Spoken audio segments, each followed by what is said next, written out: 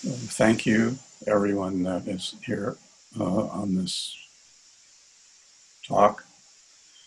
And it's interesting because I'm feeling right now.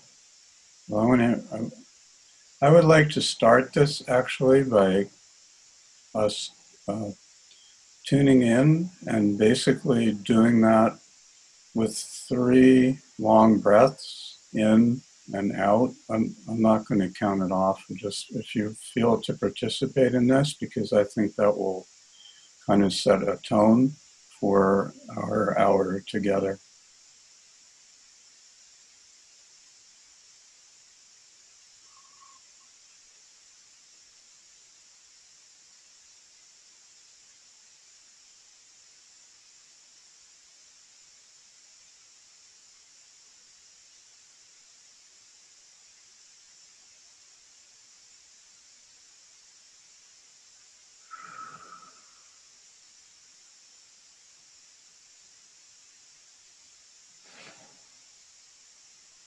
There. So I'm going to, some of you are on, this is my part 2, which is sort of a continuation of the first talk last month. And I'm going to give a brief summary of what I'm doing and why I'm doing it. And I was a practicing evolutionary astrologer for 10 or 12 years, very involved with Jeffrey Wolf Green astrology. And my life began, had 3 or 4 years of a lot of life changes. And I seem to be back. And since I'm no longer who I was, I can no longer work in the same way that I did before.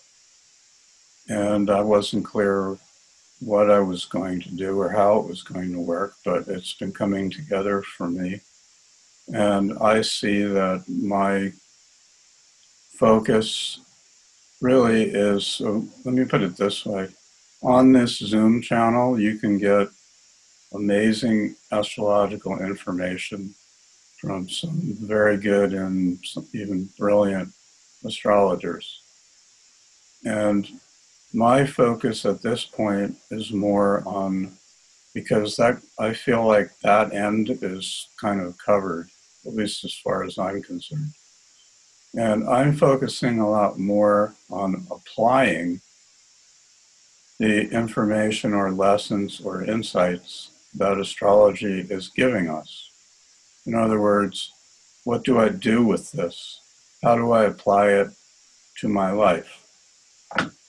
And for myself, now this is based on the transformation journey I've been on, which has very much changed the way I look at a whole lot of things in life.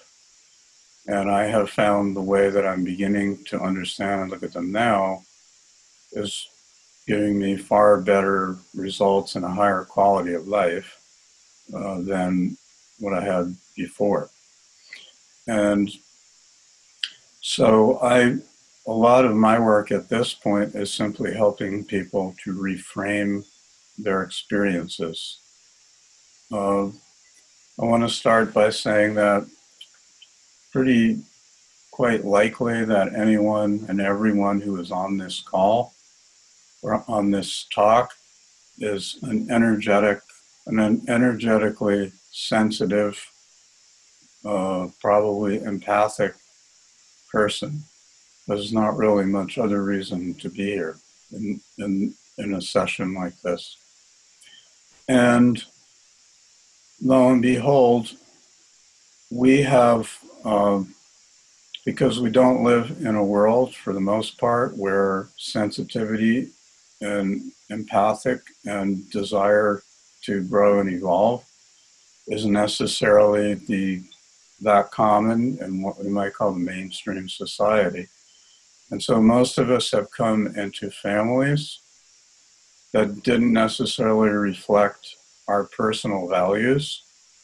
And we picked up a lot of conditioning along the way.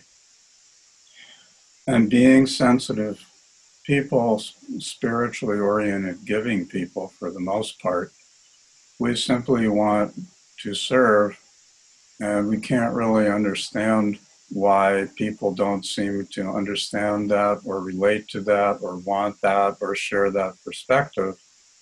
And so we have taken on a lot of the ill feelings, bad feelings, disowned feelings that have been in the people that we have been around, starting as children. And being sensitive, have felt that, oh, well, these must be my feelings. Because if people are making me feel bad or guilty or not enough, well, you know, these are people that care about me. There must be something to it.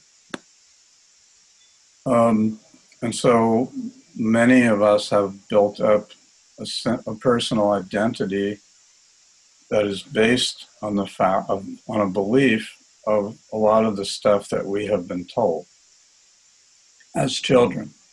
And then as we have grown up, we have managed to attract similar conditions into our lives because for many reasons. One of them is that's what we're used to, it's familiar.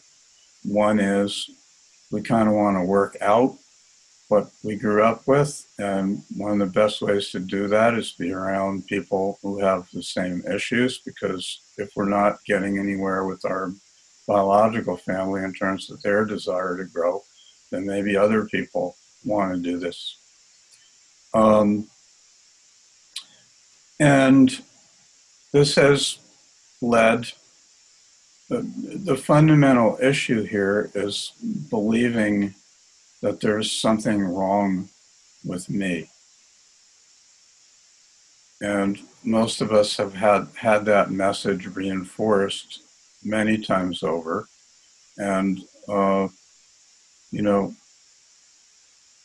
most of the people that have responded to us in this way grew up in their own version of the same similar situations. And so this has been passed down from generation to generation. We were raised, many of us, by well-meaning people who themselves were emotionally messed up because they didn't have any examples of anything other than dysfunctional behavior. And those of us that feel something different, that maybe I'm not here for all that, and I don't know exactly what I am here for, but I know that I'm not here for that. And my way of looking at this is that this world, this planet, is undergoing vast energetic changes, which are already in place. The manifestation, the external manifestations of ecology and population, numbers of population and all this ensure that we're not going to be living the way we have been living. And the way that we have been living, including the emotional dysfunction. In other words,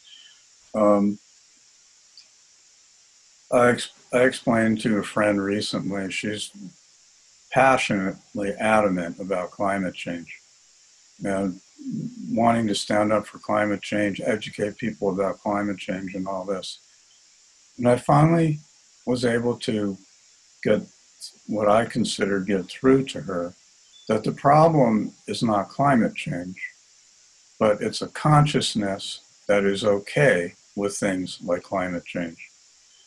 In other words, the causes of climate change of human behavior.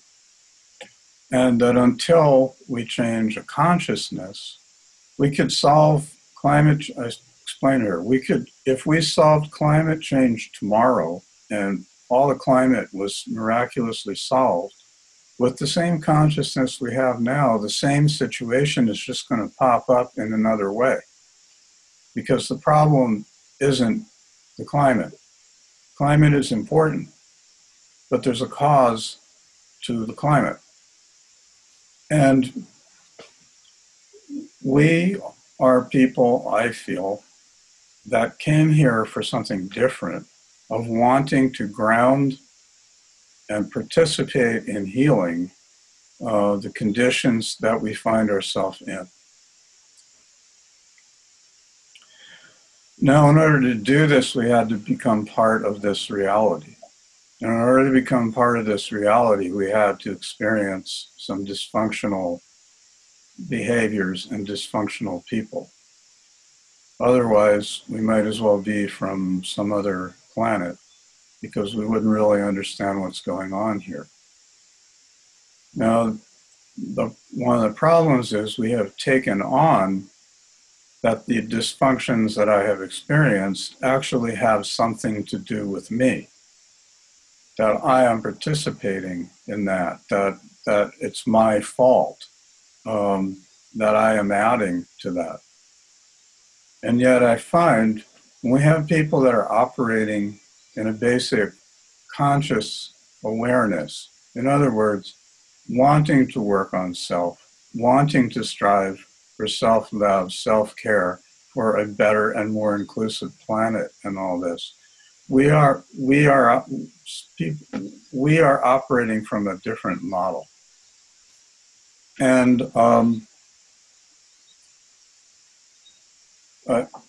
I find an important next step in all of this is in self-healing is realizing and coming to understand that I didn't create that which is immediately around me. Even though I may have had people around me telling me that things were my fault. If only you had done this or hadn't done that or whatever, things would be different. And this is not to say that anyone is perfect with everything that they're doing, because the very nature of this reality is it's evolving. We're in an evolving reality. So we're here to learn and how to feel better and better about what we do. And there was always going to be places where we may fall short in what we would have liked because we just simply don't know how to do certain things. So there's a couple of ways of dealing with that. One is to feel like, well, I don't know how to do that, so I'm, a bad person or a terrible person, and get into a cycle of shame and self-defeat and self-loathing and so forth that goes around and around. And that there's value, actually, I find there's been a value in that. I find it's pretty predominant on the planet. And so if I want to participate in healing that, it starts with myself. And as I learn how to bring healing to my version of that, then I have some capacity I have something of value or significance to offer to others who may be dealing with their own version of that.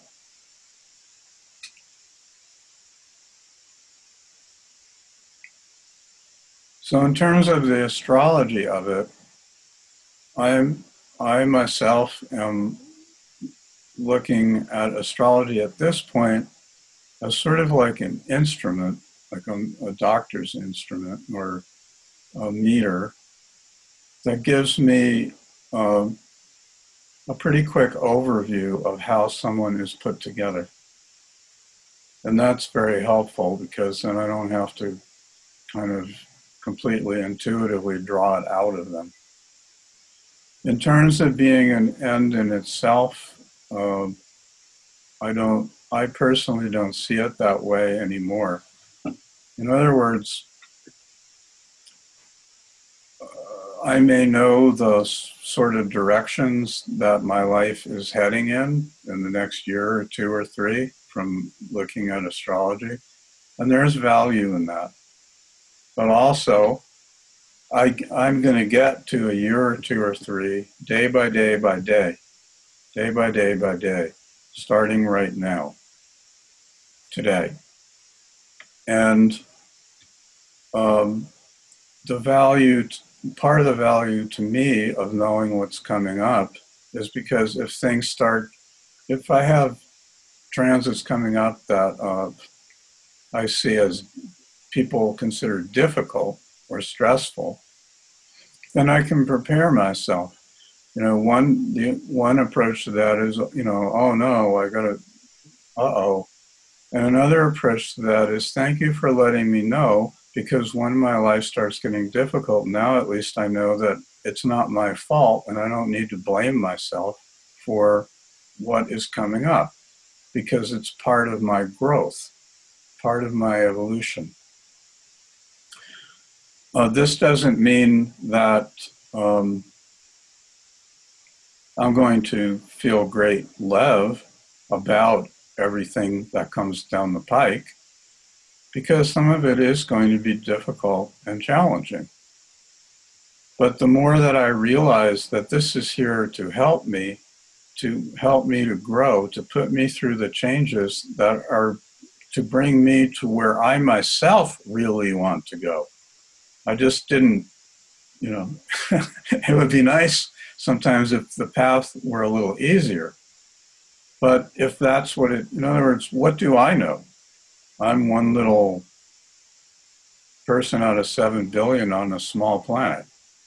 And I have an eternal soul. What do I know about the overall picture of why my soul has set up for me to have the experiences that I'm having and where they're taking me? Another piece with this is that many people, I would say the majority of the planet, because of our personal experiences, do not really trust in the process of life itself.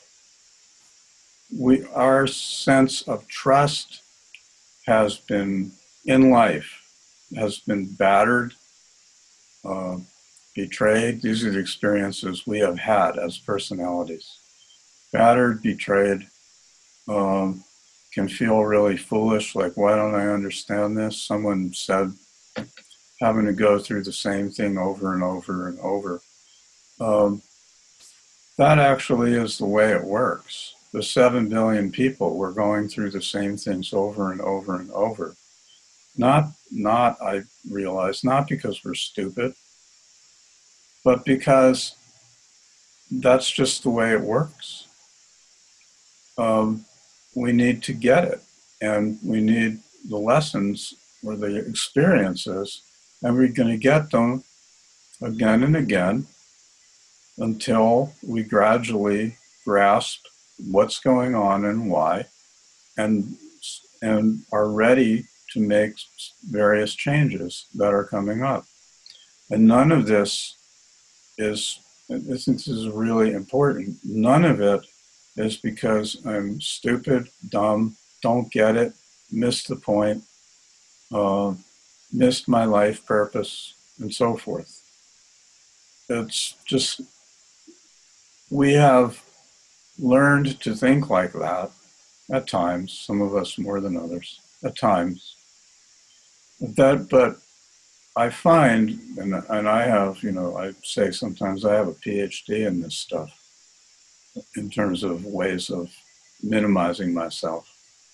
And I'm turning in my diploma. I'm turning over a new leaf. And because I found that way is not effective.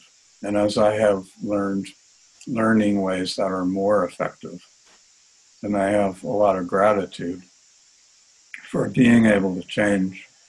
And it deepens my desire to want to be of service and assistance to people that are struggling in their own ways with what life is bringing them. So that's my background material on why I'm doing this. Linda has told me that even though this is an astrology channel, that she's good with me doing these sorts of talks. And I'm going to continue doing these sorts of talks because it's what I feel called to do. and they will be in different topics, subjects, and orientations, but they're all basically going to be about the same basic premise. And also, it's about how, on our own healing paths, those of us that have the desire to serve the world or others, how we can be more effective, even more, ever more effective in doing so. And it definitely starts with self-love and compassion and caring for others and what their experiences have been. Because a lot of us, a lot of people have had some heavy experiences, and they do leave their marks. So, Shelly, would you like to talk first, or not talk first, but talk about your situation? Okay. So is it all right if I share a bit of what you wrote? Yes, you can talk about anything you want. It's Okay. fine. So let me I have this open here someplace. Oh, here it is. So Shelly wrote, and I thank you for the detail that you wrote. That was helpful. I'm not going to read all of that. Um,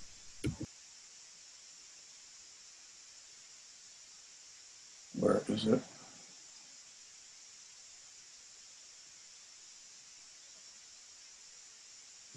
Oh, here we go. Okay. So Shelly is coming off of a long-term marriage to a narcissist alcoholic with a lot of emotional abuse, feeling trapped, and some very intense experiences, uh, including violence. And she's now divorced. She's essentially starting all over again, life all over again. And this has been going on, the intense parts have been going on for at least several years. She's been in therapy for a couple of years. Um, Her husband tried to get back with her, and she was in love with him for 14 years. And I'm sure that the decision to ultimately break, even though necessary, is not particularly easy when we care. Um, she was, she's, for 18 months, she had to leave her job, and she's now working on um, what's happening for her next. And for a good news, she's going to be a grandma in February. So life is giving her something significant and important to care about. And so, now let me get to your chart. Okay, so Shelly's got the interesting signature of Pluto-Uranus in Virgo, both retrograde, in the fifth house. So we kind of have a dual symbol. Plus she has South Node and Neptune in the sixth house. So we have quite a bit of Virgo there. Um, Virgo tends to focus on, Virgo is the perfectionist that tends to focus on what is wrong and what's not enough, because I'm not doing it good enough, well enough. And so then putting that in the fifth house, the Leo house, makes a very interesting signature. And I actually would suspect in this case that your soul is adding the fifth house Leo energies in to want to rebuild your sense of confidence and value. Shelly also has Saturn in Aries and Chiron in Pisces in the 11th house. and a 10th house Pisces moon. Now,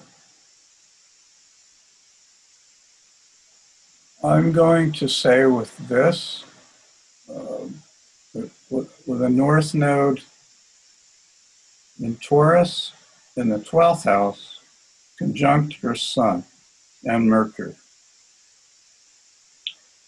And I'm going to say that with this, the focus, which I'm sure you understand, is to reconnect with yourself and to find your self-value and your self-worth and your self-love. Now, when I went through this, I had Pluto over ascendant in Sag a long time ago now.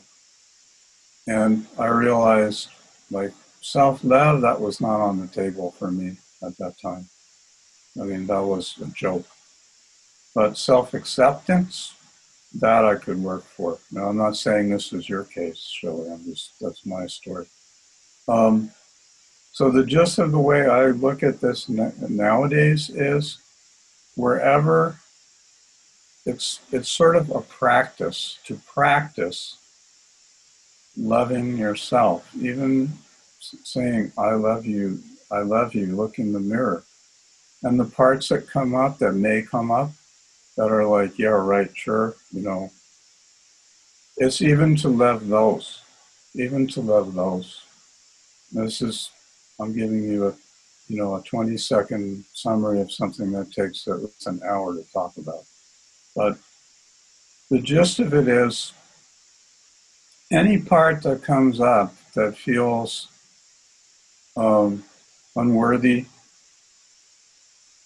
shame, any sort of emotions like that, these are hurt places that are in you. A lot of them are child places. And they're coming up because they want to be held. Do you have a connection at this point with an adult part of your, I don't mean this moment, but in general, with an adult part of yourself that feels like it has some sense of who it is and where it's going? Now I do, but it took a lot of therapy to get there. Yes. Yes. Good. Very good. You know, what I've been coming to realize is that, I just heard Jeffrey used to talk about the work is like peeling the layers of an onion. It's like one layer at a time. And I just heard somebody say, well, they say, not about Jeffrey, but, well, they say it's like peeling the layers of an onion, but what kind of onion is this that has this many layers? And the gist of it is that it's not like, it's not like at a certain point it all goes away or it's all healed.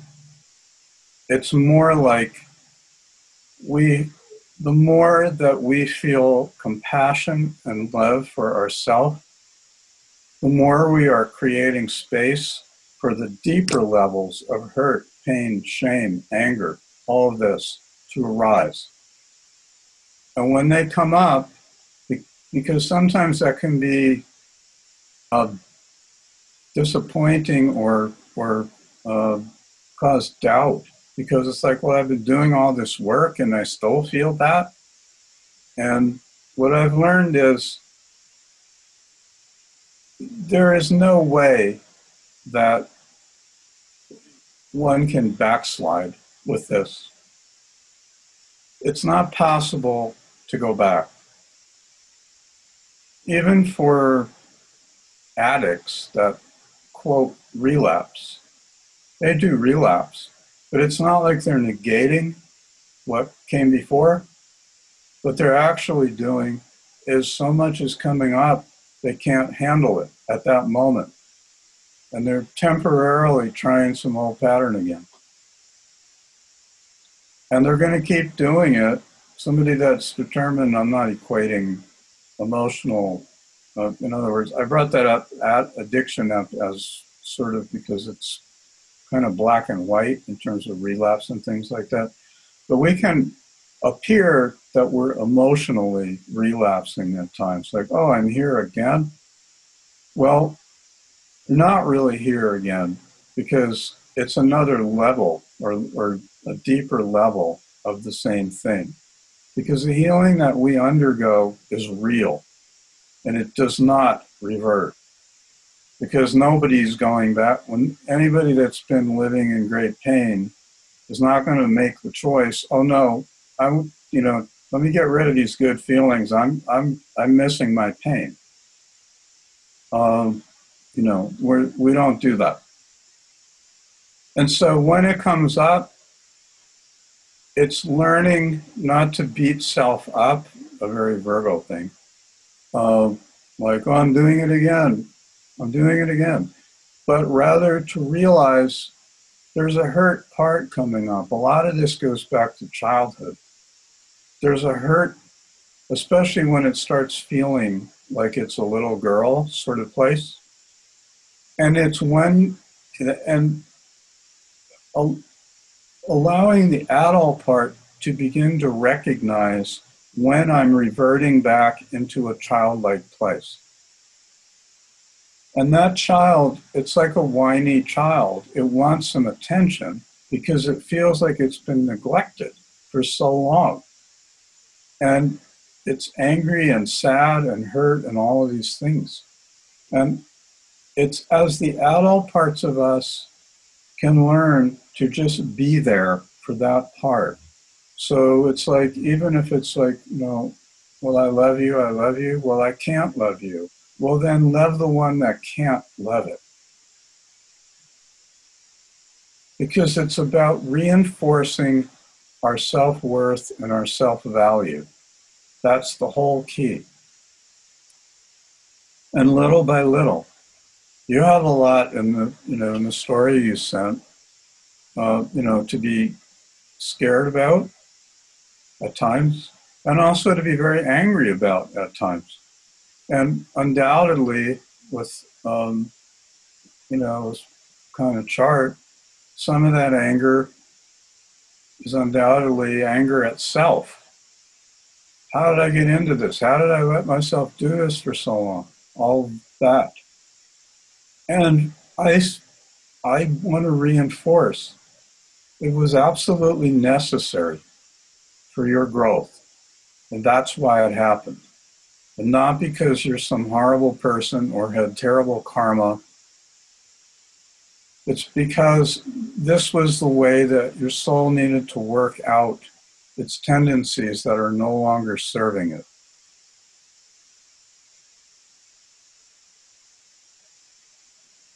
Now, you wrote, I think I left out, that you're, where is it? Just to bring this in for a little bit.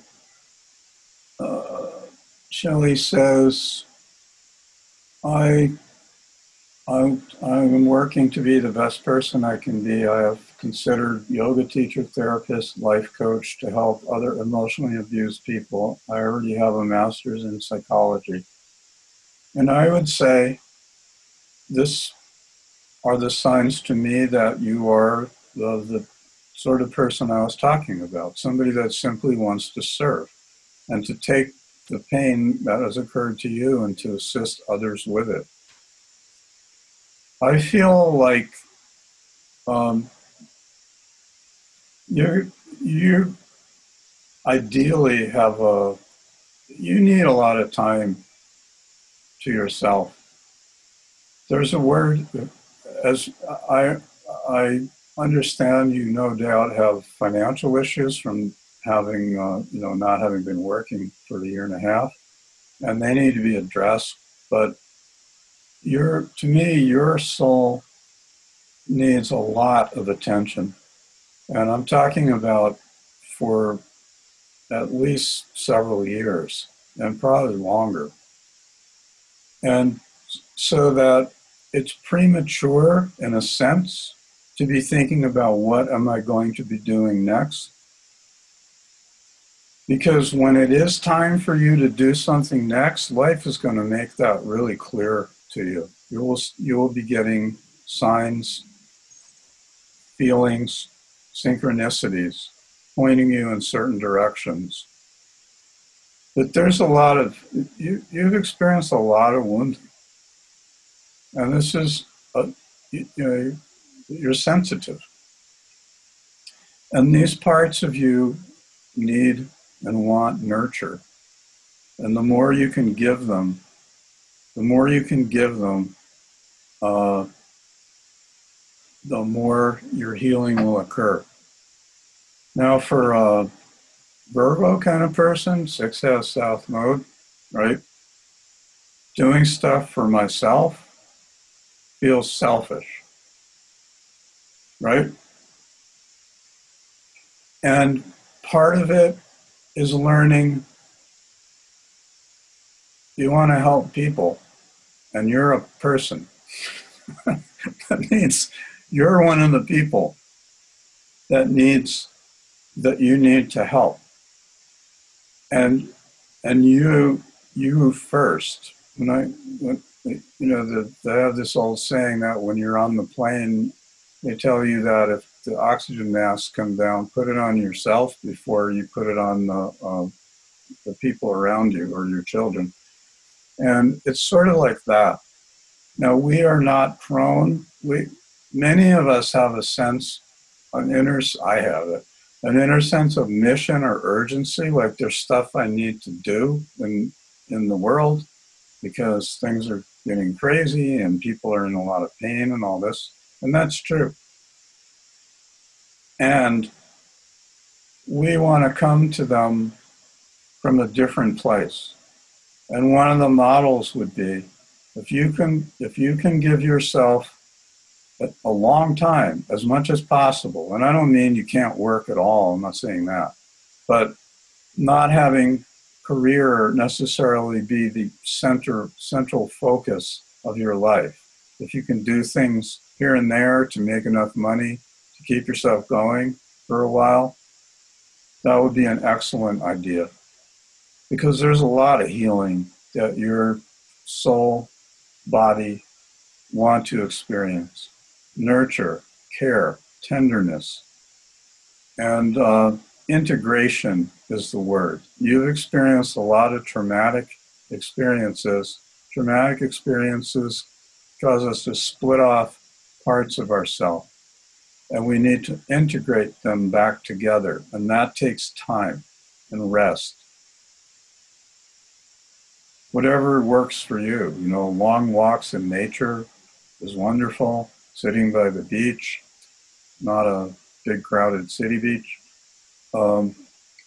Just spending time on your porch or even in your bed or wherever to allow yourself to have this experience. And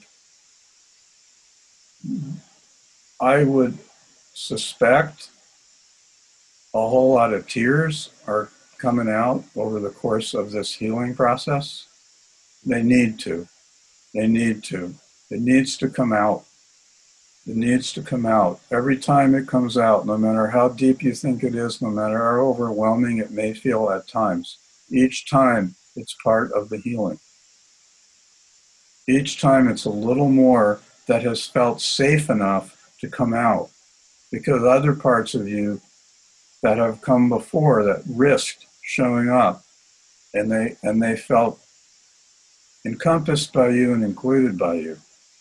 And that validates to other parts of you that are afraid that it's safe to take the risk. Yeah, you might ignore them just like other people ignored you. But the more that your parts feel fed, the safer they're going to feel to come up. You can really look at them like little girl places that did not get fed. Did you have some of this stuff, just briefly, did you have some of this stuff going on in your childhood too? Well, my childhood was more, I was the oldest of six kids and a lot of kids all at once. So I was expected to take care of them, and nobody really worried about me because I was the most capable of all my siblings to take care of myself. So in therapy, I've had to deal with a lot of inner child issues of my feelings matter, where I nobody told me my feelings mattered. Nobody showed me how to feel my feelings because they were too busy dealing with everything else. So the way that I got positive feedback from my parents was from helping with my brothers and sisters. So it was always about other people. It was never about me. I don't remember anything in my childhood that was about me only. Yes. And I have gone out of my way with my three kids to have individual attention to each of them throughout their whole lives because I know how that felt for me. And I just felt very insignificant, and it caused me to be extremely codependent and vulnerable to people like narcissists who are very toxic. Yes. Yes. Astrologically, so we have a 10th house moon, which is essentially a Capricorn moon, which is very often not really being allowed to have a childhood. Yours is in Pisces, which could add to it certain martyr qualities. I just need to take this one for the team kind of thing. And there are parts in you that want to be recovered. They want to be recovered. And that means giving them the attention and the play, the little girl, and the nurture that she didn't receive. And now that you're done taking care of your husband, then now you have the time for yourself. And of course, you have a granddaughter or a grandchild coming also. And so that's another outlet, where you can experience your own nurture and apply it to yourself as well. Um,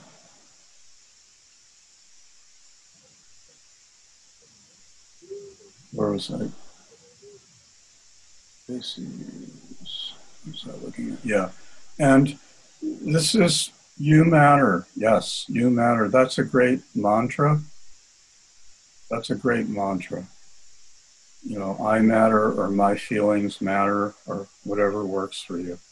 To just repeat to yourself over the course of the day, maybe for a minute or two here and there, because that starts building that sense of self-worth, self-value, which is your essence, You didn't experience that.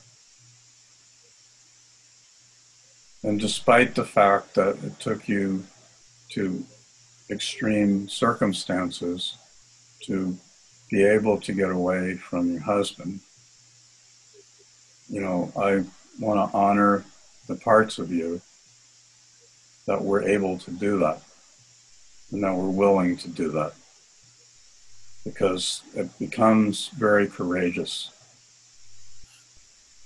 And I say, any of us that are doing this kind of self-work, to me, it takes a tremendous amount of courage, and we may be more aware a lot of the time of what's left yet to be done and so forth, but to really give ourselves credit, because if you look around, and I was talking about the environment and all that, when you look around the planet, yes, there are a lot of people that are working on themselves, and people who are working on themselves tend to be in circles of people who are working on themselves. But in general, I don't know how widespread that is yet. And so by our working on ourselves, if I feel good about myself, then I'm obviously not going to want to take advantage of other people. I'm not going to want to uh, be a narcissist in terms of my relationship with the planet Earth and the resources on it. Um, and we obviously have a whole lot of that. Also, let's see what time is. What? Oh, I think I should move on to Leashy. I want to say, and I don't know, you sound like you have done a lot. I want to say that, are you familiar with Christian Northrup? She's a doctor, Dr. Christian Northrup. Okay. And she has been an author about women's issues for decades. She has a brand new book out about empaths and energy vampires. And it's pretty good. I haven't read the book. I have listened to her talk about it several times, and it's particularly geared for women. And it might be worth your checking out to see if it's something that, I'm not saying you should read this, but just feel it out. Because if nothing else, I think it would give reinforcement to the parts of you that are learning to stand up for yourself. It's more, I think we can all use as much validation as we can, genuine validation that doesn't have an ulterior motive, as we can get. And so if you feel that from her material, I think you'll find online there's probably an hour or two, maybe on hayhouse.com. She has a radio show there too. So you'll find online a few talks that she's given on that topic. And so you could start to finding one and listening to it and see if it speaks to you. Thank you. I'm going to move on to Leashy. Thank you for being very open. You're welcome for being very open to all of us with your story, your life.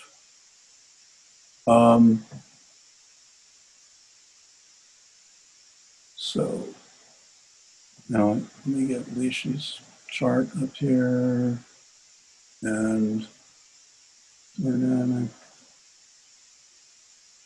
Okay, so this is the transits. So Leashy, a lot of what I've said to Shelly, I felt applies to you also. The basic underlying dynamics in terms of reasons why these things occur. In your case, are you hearing me okay? Yep, hearing you fine. Okay. Things I found interesting in your chart are you have 5 retrograde planets, I believe. 1, 2, 3, 4. Well, I counted 5. 1, 2, 3, 4. 5 retrograde planets, which is a lot. And we'll talk about it. And I see you have 7 planets aspecting Pluto. And you have Chiron pretty close to your ascendant in the first house. Now, all these things are significant to me. I myself am a Chiron rising. And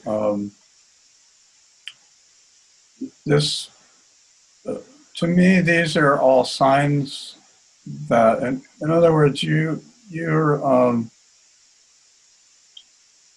soul has said, yeah, I got a lot to do. Or I won't even say it that way. There's a lot I want to do. Yeah. And took it on. And that I wanted to share. Leashy's had a pretty intense life. Physically assaulted by her father from age 12 to 19. Kicked out of home starting at age 13, 14. Both parents married 3 times, sexually assaulted by stepfather. She had multiple violent relationships growing up because violence was normal to her. She was then kidnapped. She's in Australia, in case you didn't notice. She was kidnapped and taken to the bush and nearly strangled to death. And that was the last violent relationship, which ended 5 years ago. As a result, she had major self-worth and issues with boundaries and struggles to love herself and that she deserves to be treated well. Has done a lot of work on herself and changed dramatically, but still has what I would call, what you're describing, she still has discernment issues around relationship and people approaching, I would say, would go beyond relationship, just people in general and their motives for what they may approach you for. Um, that's a lot. And my intuitive sense from this is that your life from such an early age has been so out of the bounds of quote normal that people would not really be able to relate to or understand what your inner reality looks like now. True? Yeah, that's true. And see, I would call the intensity of all of that, especially Chiron rising, to me is the mark of a healer. And Chiron is the wounded healer. And the wounded healer doesn't need to be whole before they can help others heal, because the wounded healer isn't going to be whole. It learns to live with and love gradually its wounds and the gifts that the wounds have brought. And to realize, and in realizing that so many people in the world are in pain. And from the work that the wounded healer has done in reclaiming themselves, in learning to love themselves over a period of time, in learning to see all that they've been through, that it's not about them, that they're not a victim, which doesn't mean it was right, but it means they realize, well, I took this on. And, one of my lines along that line is, okay, well, what was I thinking? But it comes from to me, it comes from a deep desire to serve. And you, from the little bit I was speaking with you before, clearly have done a lot of healing and creating a much better self-image.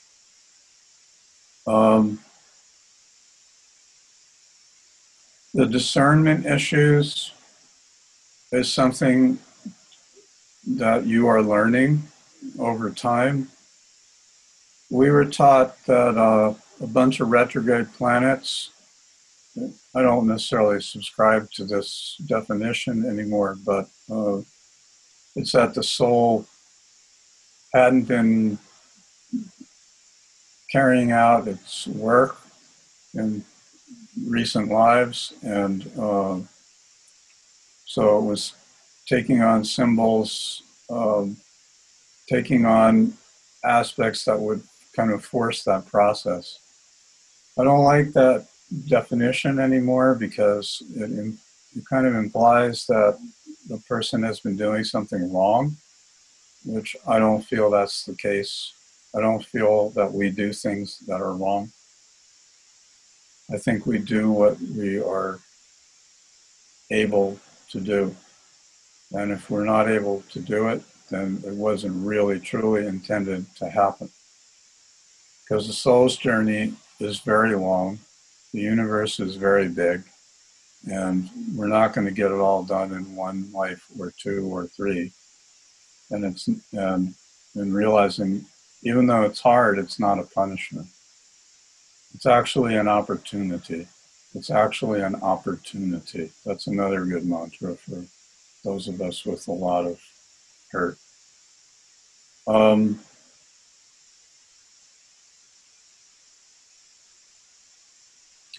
In your chart, also, you've got a movement, the south node pretty much on the cusp of the 7th, 8th house. You've got a movement from relationship over to the 1st and 2nd house, right into the wounds. And what this means basically is because of feeling inadequate, insecure, not enough, not wise enough, not smart enough, needing to get entangled with others who might know more than I do, this sort of thing. And not trusting my own perceptions, my own intuition, my own path. You might have a very unique path. If I'm going to talk to someone else about it that's perhaps a little more normal experiences, your ideas about where you might go might freak them out because they care about you, and where you come from and where you want to go is out of the realm of their experience of reality. So I would say it's about being true to your inner vision.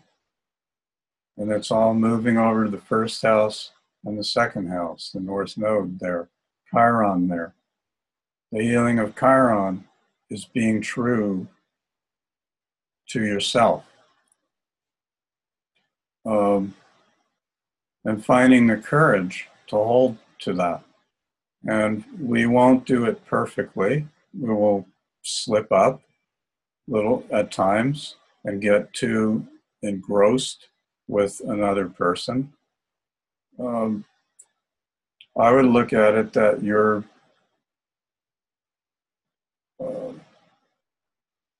it's an interesting thought with an 8th house moon, that perhaps you needed some really intense relationships to get the point across. 8th house is going to be intense. 5 minutes left. Okay, I got it. You may have needed these experiences to really, really get through. Like, hello, in order to break the pattern.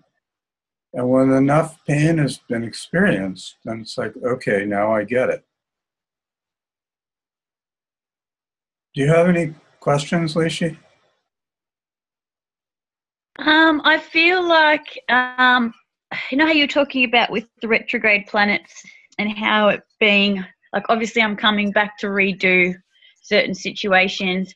I kind of feel like I'm ending a lot of cycles, especially for my family, you know, got to do with, you know, like living in the emotional dark ages and violence and not loving yourself. I feel like I'm ending a lot of cycles there with family. Yes. Yeah, and with healing, I've always been helping other people. I've always, like, even now, I do energy healing, I do astrology, naturopathy. So my whole life is about helping people. But I think it's about finding that balance of filling my own cup first and then helping other people. Yes. We sensitive healing types tend towards codependency. We just do, until we learn otherwise. And very much filling your own cup first. And I would also, I wanted to say, we can close with this. As far as the family lineage, I started talking about that. I started the talk talking about that. And I want to say that part of the work that we are doing, those of us that resonate with what I'm talking about, is coming into these lineages We are actually clearing out of the lineages the dysfunctional patterning that's in the lineage. And we're at first affected by it. But as we heal, and as we say, this is not who I am, and I am going to be who I am, it is literally clearing out of the lineage the dysfunctional patterns that the parental generation and the generations before it have yet been unable to clear out. So on the soul side, those lineages are actually cheering us on, even though we may not always hear that in the body, so to speak.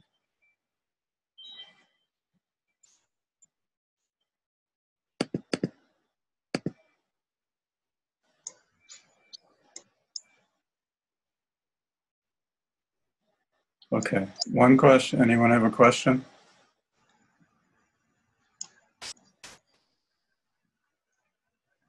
Steve, it sounds like this advice can be applied to everyone, no matter what is in their chart. So thank you for that. You're welcome. Very And helpful. yes, I agree. And the chart is going to show how it's being applied in a particular individual's case. Right, so the chart shows more detail, right? Yes. Okay, thank you. Okay, anyone, any final questions before we wind down? Okay, Steve, I'd like to thank you very much for a wonderful Zoom meeting. Looking forward to your next one. Would you all please thank Steve Wolfson, everyone? Thank you so much. Steve, very interesting. Thank you. Thanks, Steve. Thanks, Steve. Thank you, Steve. You're all Namaste. very welcome. You're all very welcome. Thank you. Thank you. Bye-bye.